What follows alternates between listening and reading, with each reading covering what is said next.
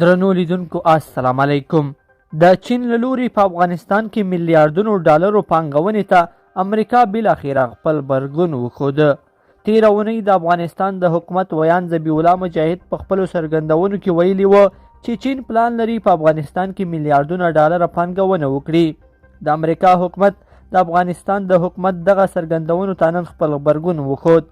افغانستان د امریکا د 20 کلونو مرستو سره هیڅ ډول بنسټیزه وداني او آبادي نه لري.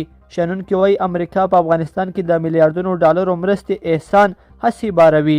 په حقیقت کې امریکا دا پیسې د افغانانو په نامو د بېلابېلو لارو او نومونو لاندې په خپلو کې سرویشلې.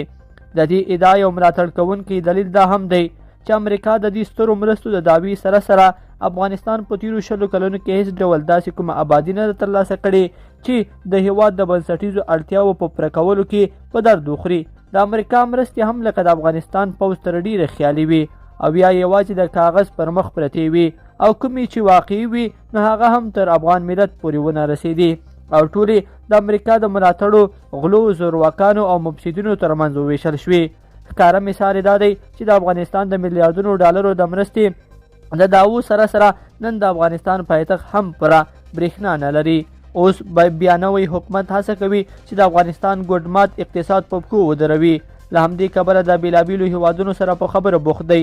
تېره ورځ د ذبیح الله مجاهد وویل چې دوی د چین سره خبرې کړې دي او چین تیار دی چې په افغانستان کې په میلیارډونو ډالرو پانګونه وکړي، خو د دې لپاره د افغانستان د حکومت څخه غواړي چې د دوی د اتباعو او پروژو د خوندیتوب ژمنه ورکړي. ذبیح الله مجاهد زیاته کړه چې دوی چین ته د امنیت په هکله ډاډ ورکړی دی.